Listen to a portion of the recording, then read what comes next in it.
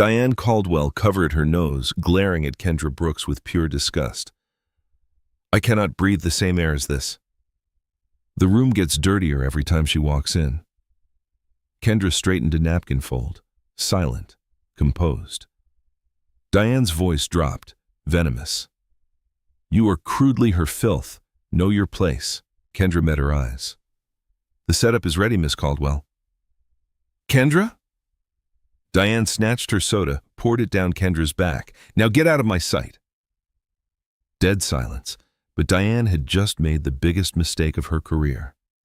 The woman standing there soaked in soda was hiding something that would flip Diane's world upside down within the hour. "Man, pouring a drink on her like that? That is a mistake. Let us get into it."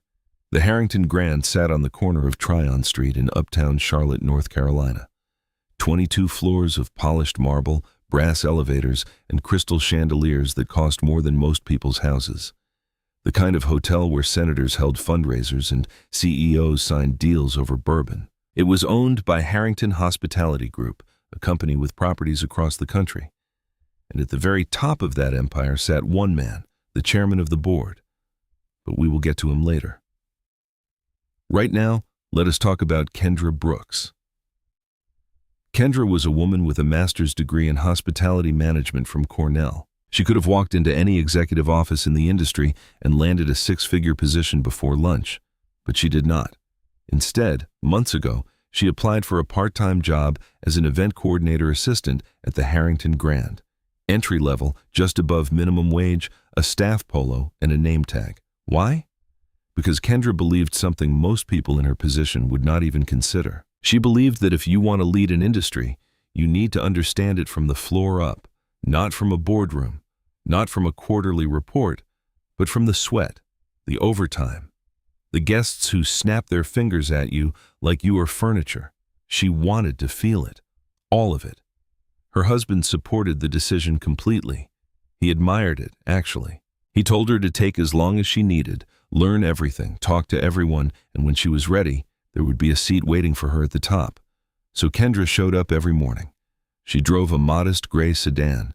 She wore no jewelry except her wedding band, which she kept on a chain inside her shirt. She parked in the employee lot behind the dumpsters and walked through the service entrance like everyone else. Nobody knew. Not the front desk staff, not the valets, not the housekeepers she helped carry linens for when the elevator broke down, and definitely not Diane Caldwell. Diane was the regional banquet manager, blonde hair always pulled tight, heels that clicked like a metronome down every hallway. She had been with the company for years, and she ran the banquet division like a small kingdom. To the guests, Diane was charming, warm smile, firm handshake, the kind of woman who remembered your drink order and your wife's birthday. To the staff, she was something else entirely. If you were white, Diane was tough but professional. She pushed hard, but she respected your space. She said, "Please." She said, "Good job." If you were black or brown, the mask came off. It started small. A sigh when she assigned you a task, a look that lingered a half-second too long. Then it escalated. Comments about your hair, about how you spoke, about whether you really understood the standard of the hotel. And if you complained, she had a favorite line she used on the general manager, Keith Hargrove. "They're just too sensitive." Keith was a man who had managed the Harrington Grand for years. He wore khaki pants every single day, even on holidays. He kept a stress ball on his desk shaped like a golf ball, and he squeezed it whenever someone from HR knocked on his door. He knew about Diane. Of course he did. There were complaints. But Diane delivered results.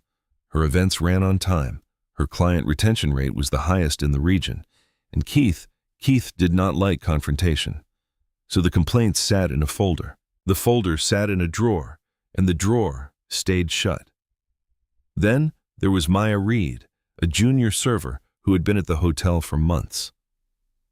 Maya was sharp, quiet, and observant. She noticed everything. Which tables Diane smiled at, which staff Diane ignored, and which ones Diane destroyed. Weeks ago, Maya started keeping her phone nearby during shifts. Not to scroll, not to text, to record. She had not told anyone yet, not even Kendra, but she had a folder on her phone labeled insurance, and it was growing.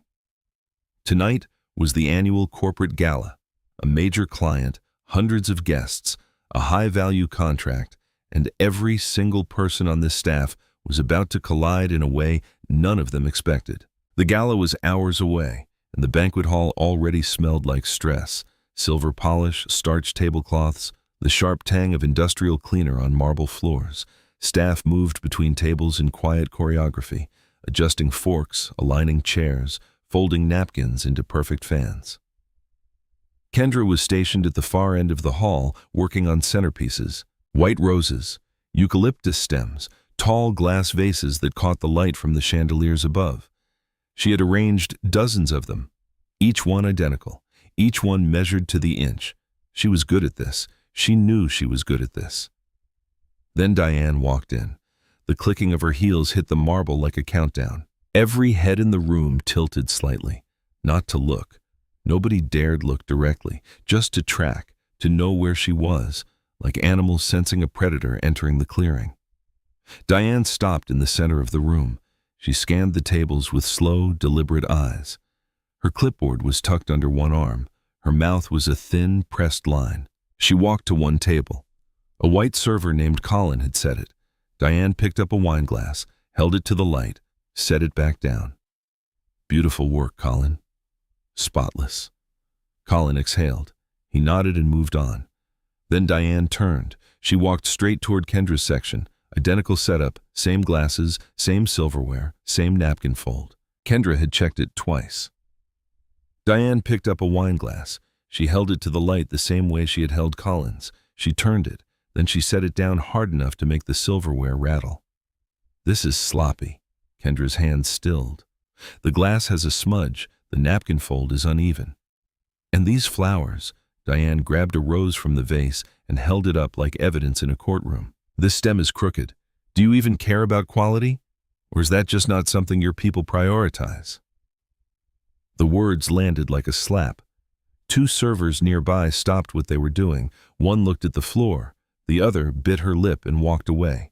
Kendra took a breath, slow, controlled. "I will redo the arrangement, Miss Caldwell. You will redo the entire table.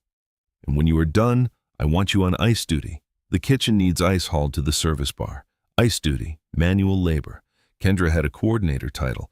She was supposed to be managing logistics for the event, not hauling bags of ice like a first-day temp. But she nodded, and she started pulling apart the centerpiece she had spent time perfecting. Diane watched her for a moment, then turned on her heel and walked away. Her perfume hung in the air behind her, heavy, floral, suffocating. That was that morning. Soon after, it got worse. Diane had changed the seating chart. The original layout had been finalized days ago. Kendra had organized it herself, cross-referencing the client's guest list, dietary restrictions, and VIP preferences. It had taken her hours. Keith had signed off on it.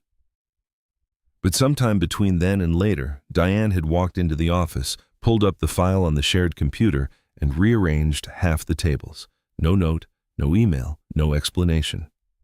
Kendra did not know until Keith called her into his office. He was sitting behind his desk, squeezing that golf ball stress toy. The blinds were half closed. The room smelled like cold coffee and carpet cleaner. "Kendra, we have a problem."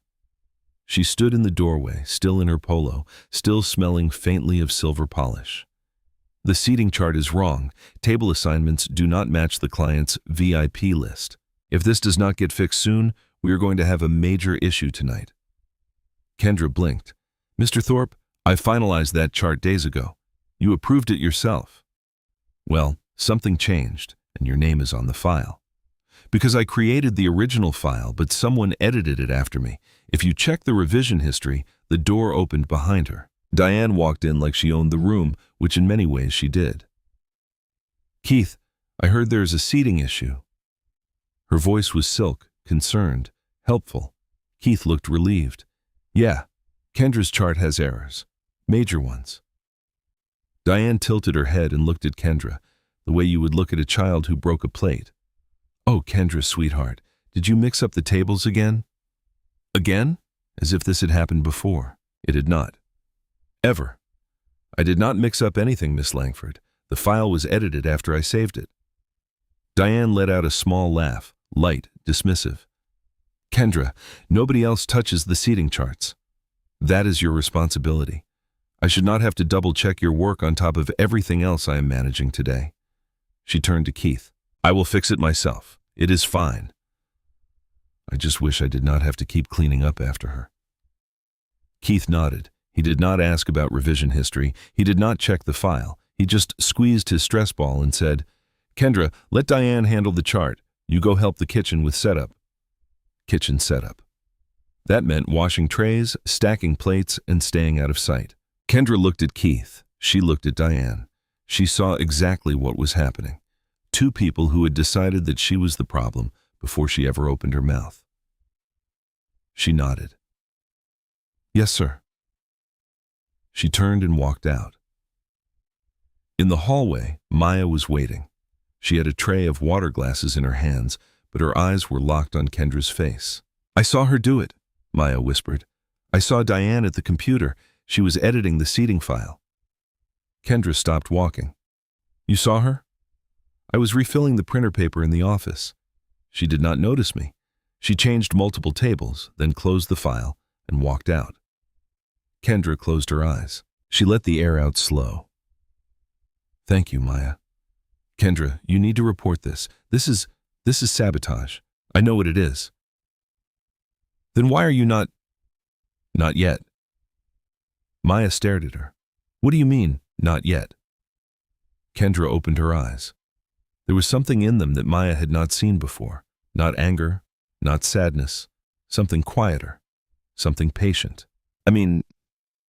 Not yet. She pulled her phone from her back pocket and stepped into the stairwell. The heavy fire door closed behind her with a metallic click. The air was cooler here. It smelled like concrete and recycled ventilation. She dialed. It rang twice. Hey. Marcus's voice was low and warm, the kind of voice that filled a room even through a phone speaker. Hey, Kendra said. She leaned against the wall. Her shoulders dropped for the first time all day. How's it going?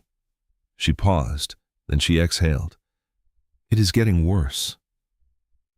Tell me. She sabotaged my seating chart, blamed me in front of Keith. He did not even check, just sent me to wash dishes. Silence on the other end. Not the empty kind, the kind that meant he was listening with his whole body. And this morning, she told the staff I contaminate the room by being in it. More silence, then Marcus spoke. Quiet, measured. Kendra, I need you to hear me. Tonight, I'm coming to the hotel. I know. The board inspection. Yes, but I need you to understand something. Whatever I see when I walk through those doors, I am not going to look away. Not tonight.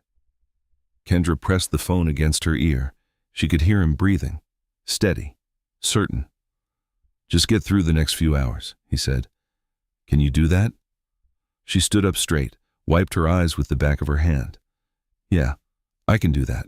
That is my girl. She hung up.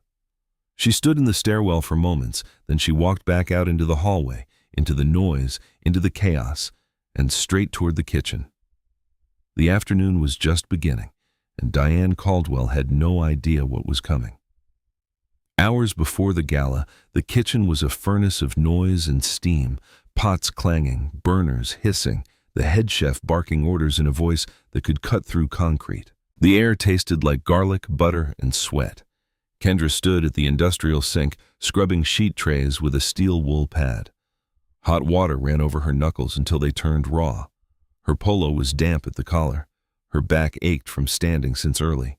This was not her job. She knew it. Everyone in the kitchen knew it. But nobody said a word. She scrubbed. She stacked. She carried. Soon after, Diane appeared in the kitchen doorway. She did not step inside. She never stepped inside the kitchen. Too hot, too loud, too beneath her. She leaned against the doorframe, arms crossed, watching Kendra work like she was observing an animal at the zoo. At least she is useful for something, Diane said to no one in particular, but loud enough, always loud enough. A prep cook nearby kept his eyes on his cutting board. His knife moved faster. Diane straightened up and raised her voice. Kendra, when you are done playing dishwasher, I need you in the banquet hall. The stage setup is wrong. Podium is on the left. It should be on the right. Kendra set down the tray, dried her hands on a towel that was already soaked through. She walked past Diane without a word, through the service corridor and into the banquet hall.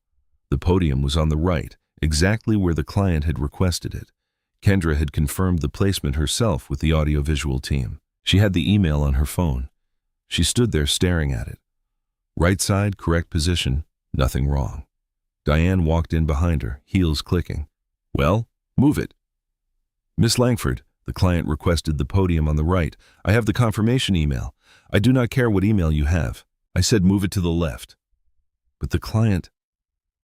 Did I stutter? The words hit the air like a door slamming shut. Two servers setting tables nearby froze mid-motion. Diane stepped closer, close enough for Kendra to smell her perfume, that heavy, cloying floral that clung to everything like a warning. "Let me make this very clear, Kendra. You do not think here. You do not decide here. You do what I tell you. Period. The fact that I have to repeat this to you every single day tells me everything I need to know about what you are capable of." Kendra held her gaze. Seconds passed. Then she walked to the podium and began dragging it to the left side of the stage. Alone, it weighed heavily. The wooden base scraped against the marble floor with a sound that made everyone wince. Diane watched. She did not offer to help. She did not call anyone to assist. She just watched. One hand on her hip, head tilted slightly, the way someone watches a mule pull a cart. When Kendra finished, she was breathing hard. A line of sweat ran down her temple. "Good," Diane said. "Now go clean yourself up. You look disgusting. And for God's sake, stay out of sight when the guests start arriving. The last thing this event needs is you greeting people at the door." She turned and walked away. Her heels echoed through the hall like a metronome counting down. Kendra stood next to the podium she had just moved. Her arms were shaking. Not from the weight, from everything else.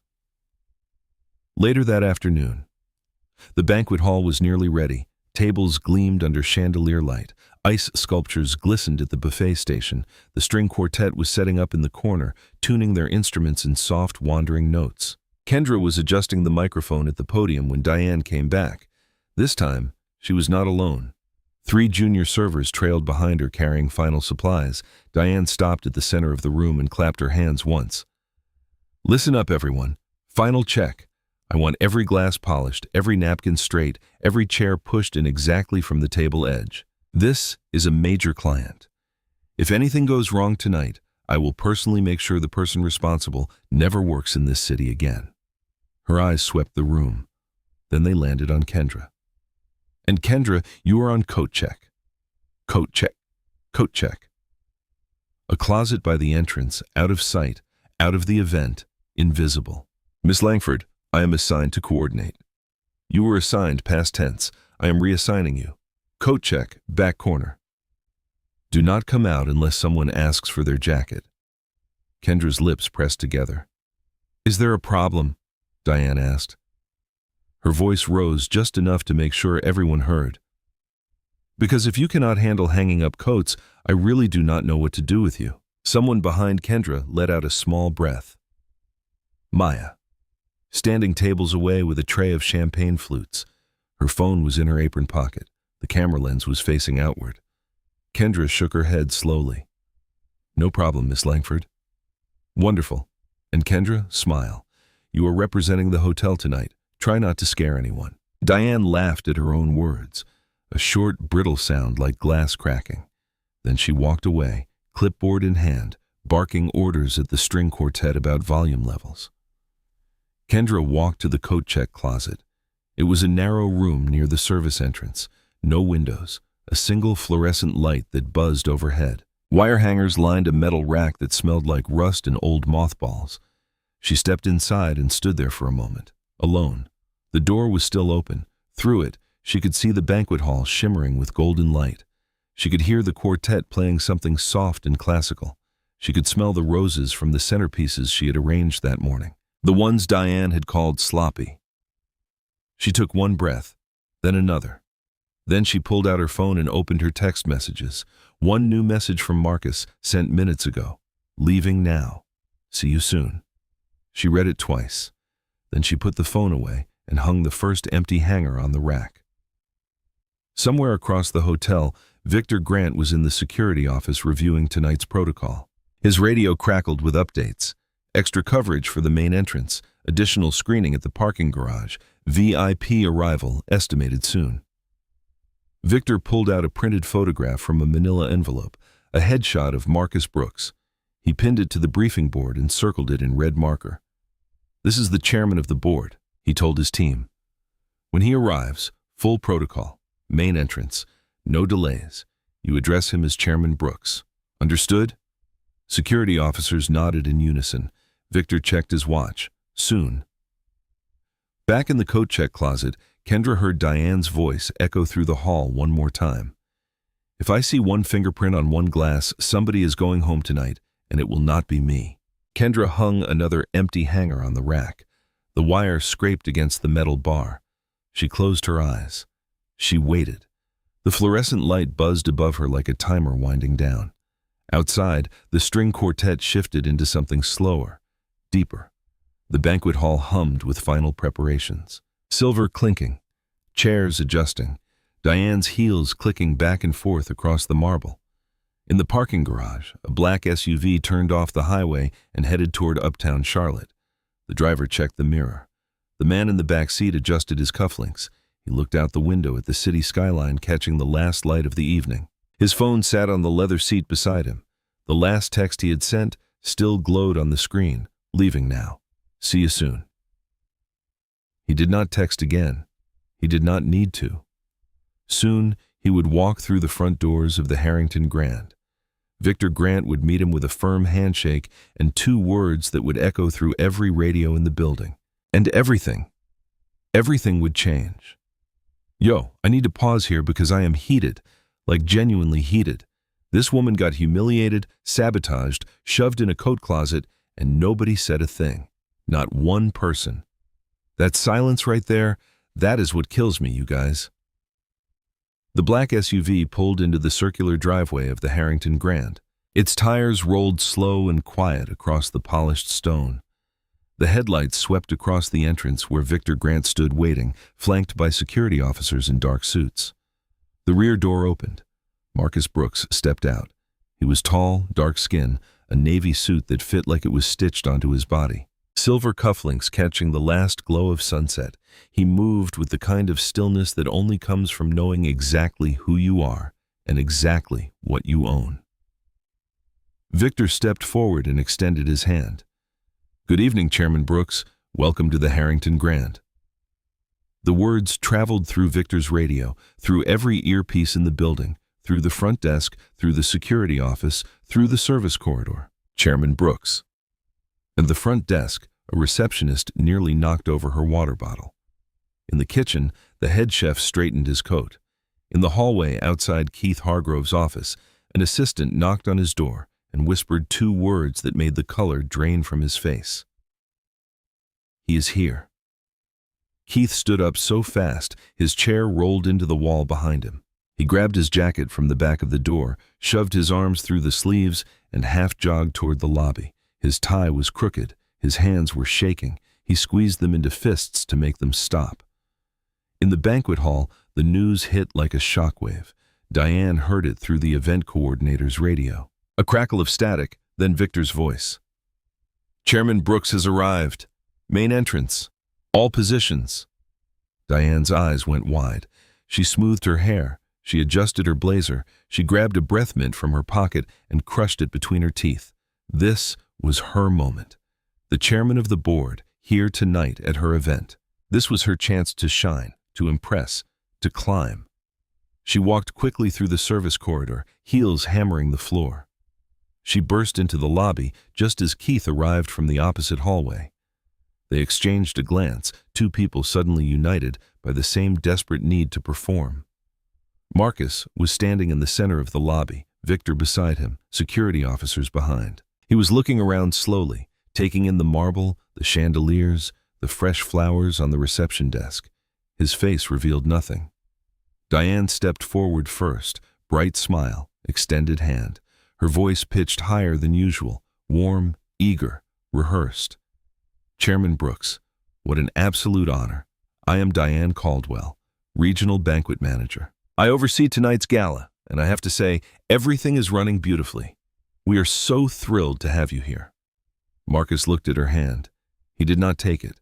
His eyes moved past her, past Keith, past the reception desk, down the hallway, toward the service corridor, toward the narrow room near the entrance with no windows and one fluorescent light. The coat check closet. Kendra was stepping out. She had heard the radios. She had heard the name. She stood in the hallway in her wrinkled, soda-stained polo, her name tag slightly crooked, her hands still raw from scrubbing trays. Marcus saw her, and something shifted in his face. Not anger. Not yet. Something deeper. Something slower. Like watching a crack spread across glass before it shatters. He walked past Diane, past Keith, past security officers who stepped aside without a word. He crossed the lobby in long, steady strides. He reached Kendra. He stopped. He looked at her shirt, the dark stain down the back, the dried streaks of soda on her collar, the smell of industrial cleaner on her hands. He put his arm around her gently, like she was the only person in the building. "What happened?" His voice was quiet, but in the silence of that lobby, it carried like thunder. Kendra looked up at him. For the first time all day, her composure cracked, just slightly. A tremor at the corner of her mouth, a brightness in her eyes that she blinked away before it fell. "Long day," she said. "Tell me." Behind them, Diane stood frozen. Her hand was still extended in the air where Marcus had ignored it. Her smile was still on her face, but it had gone stiff, plastic, like a mask that forgot to come off.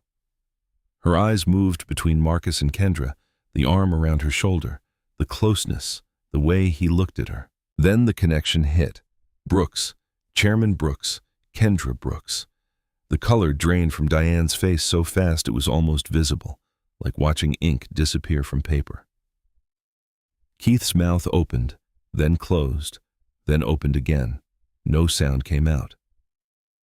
Marcus turned his head. He looked directly at Victor. "I want to know exactly what happened to my wife today, every single detail. And I want to see the security footage from this building, all of it." The word wife landed on the lobby like a bomb. Diane took one step back. Her heel caught the edge of the marble tile and she stumbled slightly. She caught herself on the reception desk. Kendra looked at Diane, calm, still, and for the first time that day, she spoke without being asked. "Maya has it on video." The security office was small, gray walls, monitors, a desk covered in radios and clipboards. It smelled like stale coffee and electrical wiring. Marcus stood in the center of the room, arms folded, silent. Victor stood by the door.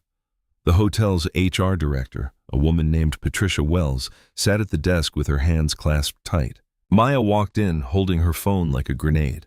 She unlocked it, opened the folder labeled insurance, and pressed play. The first video. Diane's voice, sharp, dripping with contempt. "I cannot breathe the same air as this. The room gets dirtier every time she walks in." Marcus's jaw tightened. The second clip. Diane holding up the rose from Kendra's centerpiece.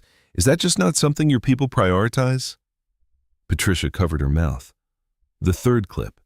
Diane watching Kendra drag the heavy podium across the stage, alone, smiling. Then the final video. The soda. Diane grabbing the cup, pouring it slowly down Kendra's back, the liquid darkening her polo in a long streak. Diane's laughter. "Now you match the mess you already are." Victor paused the video. Silence, except for the hum of the monitors. Marcus spoke. One sentence. "Bring her in."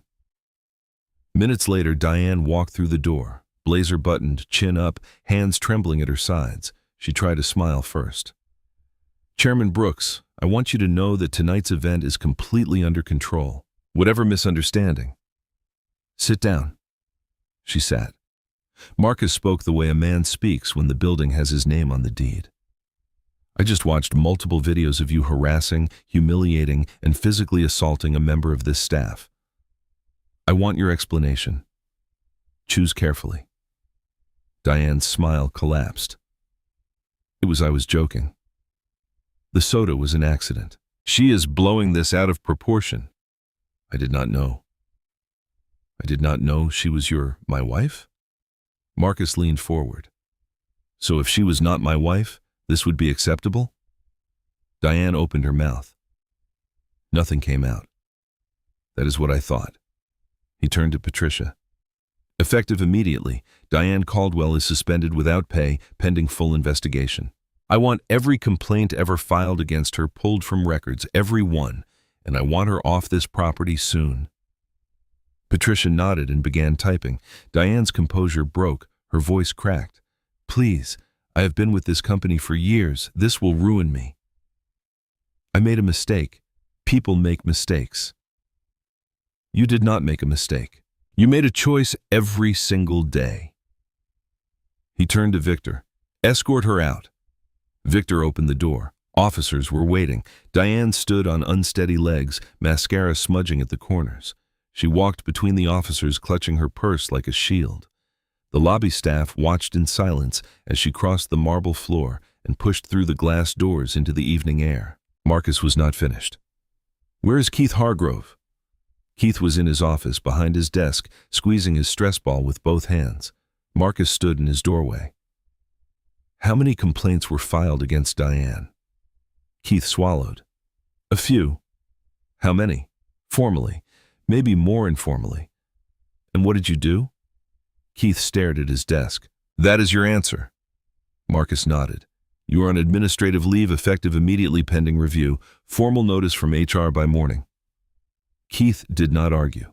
He set the stress ball down and reached for his jacket. Marcus turned back one last time. Next time someone tells you they are being mistreated, try listening. It is free. He walked back to the security office.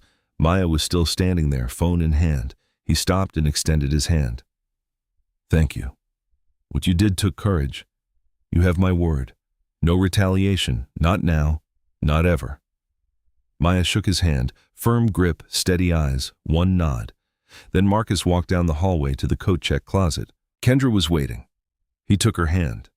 They walked together through the service corridor, past the kitchen, past the banquet hall shimmering with golden light and string music. Neither said a word. They did not need to. The investigation started the next morning. Marcus did not wait for HR to schedule meetings. He did not wait for legal to draft memos. He picked up his phone early and called the chief operating officer of Harrington Hospitality Group directly. I want a full internal investigation, not just this property, all properties. Every complaint filed in recent years involving discrimination, harassment, or hostile work environment. I want names, I want dates, I want documentation, and I want it on my desk soon. By midday, a team of investigators arrived at the Harrington Grand. They set up in a conference room, laptop screens glowing, legal pads stacked, a digital recorder on the table. They started with Maya. She sat across from them in her server uniform, hands folded, voice steady. She told them everything. The comments, the reassignments, the way Diane spoke to white employees versus black employees, the tone, the language, the looks. Then she handed over her phone. The investigators watched every video. After Maya, they interviewed more employees, current staff, former staff, people who had quit without explanation, people who had filed complaints that went nowhere. A housekeeper told them Diane once refused to ride the same elevator with her. She looked at me like I was contagious. A former valet said Diane reported him for theft after he parked a guest's car away from the designated area. No theft occurred. He was fired anyway. No investigation, no appeal. A line cook described how Diane walked into the kitchen one evening and said, in front of the entire staff, "Something smells wrong in here, and it is not the food." She was looking directly at the black cooks on the line. Formal complaints, informal reports, resignations directly linked to Diane's behavior. All documented, all ignored. Keith Hargrove's signature was on dismissal forms. His handwriting was on the notes that read, "Resolved. No further action needed." The pattern was undeniable, and it stretched back years. Days later, the story broke. Maya had posted the soda video on her personal social media with Kendra's permission. She did not add commentary. She did not need to. The footage spoke for itself. Diane's voice, the slow pour, the laughter. Kendra standing there soaked and silent. Hours later, the video had millions of views. Local Charlotte news picked it up first. A reporter stood outside the Harrington Grand with a microphone, the hotel's logo gleaming behind her. Then national outlets followed. Cable news panels debated it. Opinion columns dissected it. The headlines spread across every platform like wildfire. Hotel manager pours soda on employee. Turns out she is the chairman's wife. Social media erupted. Comments poured in by the thousands. Former employees came forward publicly. People who had stayed silent for years suddenly had a platform, and they used it. Diane's name trended for days. Her LinkedIn profile was flooded with messages. Her professional network collapsed overnight. Former colleagues distanced themselves publicly. One posted a statement that read, "I witnessed Diane's behavior firsthand, and I regret not speaking up sooner." Diane issued a public apology through a prepared statement. It was written by a crisis management firm. The language was careful, polished, and hollow. "I deeply regret any actions that may have caused harm. I'm committed to learning and growing from this experience." The internet did not buy it. The top comment under every repost was the same. "She is not sorry she did it. She is sorry she got caught." The investigation concluded. Harrington Hospitality Group released an official statement. Diane Caldwell was terminated for cause, effective immediately. No severance, no reference letter, no option for rehire at any property within the company. Keith Hargrove was formally demoted from general manager to assistant operations manager at a smaller property in a different state. His salary was cut. His authority was stripped. His name was removed from the Harrington Grand's leadership directory. Both faced potential civil liability. Kendra filed a formal complaint with the Equal Employment Opportunity Commission. The company's legal team cooperated fully, turning over every document, every video, every internal communication related to the case. Diane was served with a civil lawsuit. The details were not complicated. Workplace harassment, racial discrimination, hostile work environment, intentional infliction of emotional distress. The evidence was overwhelming. The videos alone were enough. Diane's attorney advised her to settle. She resisted at first. Then she saw the case file, pages of testimony, documentation, and footage. She settled. The terms were confidential, but the message was not. The ripple effect went far beyond one hotel. Marcus called a company-wide leadership meeting. Every general manager, every regional director, every HR lead. A mandatory video conference that lasted hours. He stood in front of the camera in his office, no notes, no teleprompter. What happened at the Harrington Grand was not an isolated incident. It was a systemic failure, a failure of leadership, a failure of accountability. And it happened because people in positions of power chose silence over action. He paused. That ends today. Harrington Hospitality Group announced a complete overhaul of its workplace policies. Mandatory bias training for every employee, from executive leadership to housekeeping. An anonymous reporting hotline staffed by an independent third party. A zero-tolerance policy for discrimination with immediate investigation protocols. And one more thing. Marcus created a new position within the company, Vice President of Workplace Culture, a role designed to ensure that what happened to Kendra and to every employee who suffered in silence would never happen again. He offered the position to one person, Kendra.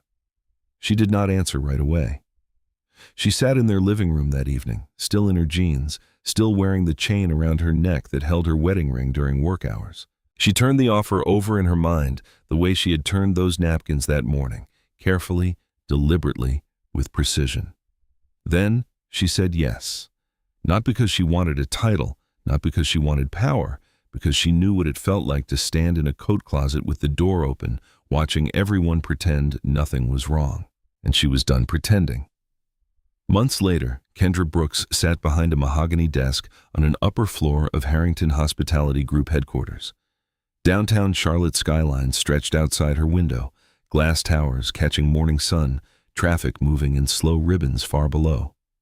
On her desk, a framed photo of her and Marcus on their wedding day, a small potted succulent Maya had given her on her first day in the new role, and a printed copy of the company's updated anti-discrimination policy. Pages, every word reviewed by Kendra herself, Vice President of Workplace Culture. The title still felt new, but the work did not. The work felt like breathing. In her first months, Kendra visited multiple properties. She sat in break rooms, she ate in staff cafeterias, she listened. Not from a boardroom, not from a conference call, face to face, eye to eye. She heard stories that sounded exactly like hers. Different names, different cities, same silence. A bellhop who was told he spoke too black for the front desk. A housekeeper whose schedule was cut every time she reported a safety concern. A server who watched a manager throw a plate at a busboy and call it motivation. Kendra documented every story. She built a database. She created a reporting system that did not route through the same managers who caused the problems. Independent, anonymous, protected.